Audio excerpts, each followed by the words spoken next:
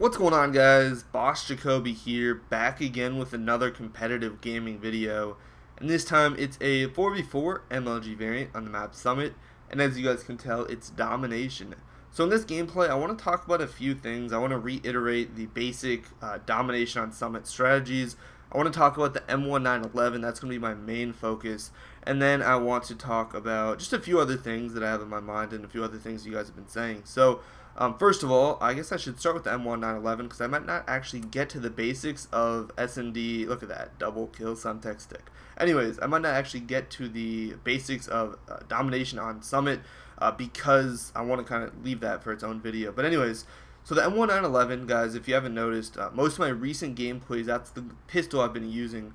And the reason for that is twofold. So first of all, I think that, in my opinion, for me, the way that I use the pistol, it's just more accurate.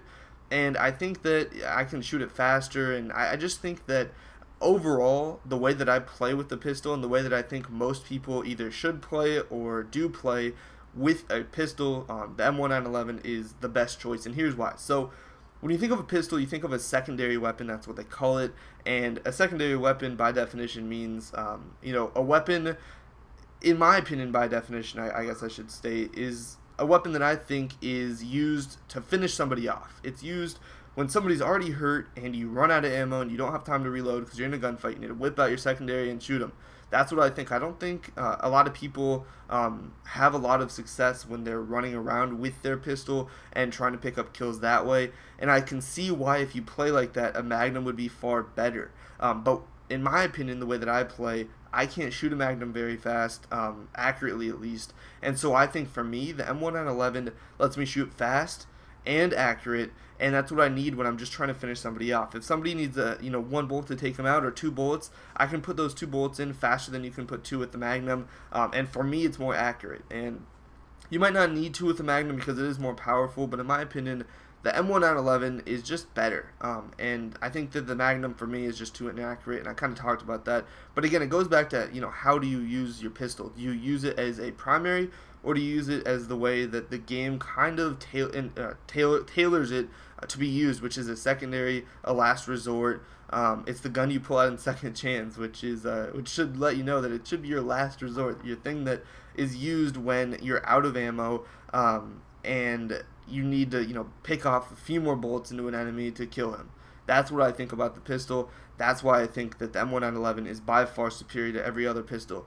ASP, not enough bullets in the magazine. I think it's max 7. M1911 extended mags is what I like. The Makarov and the CZ or whatever, I think that they're good, but for me, the M1911, for some reason, I like it more. But I don't have a problem with the Makarov or the CZ. They're both very similar to M1911 with the clip size and the accuracy and the rate of fire. Those are all combined to make it a really effective last resort weapon. So the M1911, again, is my choice for secondary. Now, something else I wanted to talk about, which is completely changing subjects here, is the fact that lately I've been posting a lot of envious gameplay from a 360 Icons tournament quite a while ago. I'd say maybe 2 to 3 months ago. And the reason that I'm using this gameplay is simply because I don't have other gameplay. You saw that for a break I did upload Next Threat, and a lot of you guys seem to like that. But right now, they're not playing, and I ran out of footage. I uploaded about 7 gameplays of them, and I ran out of footage. I don't have any more.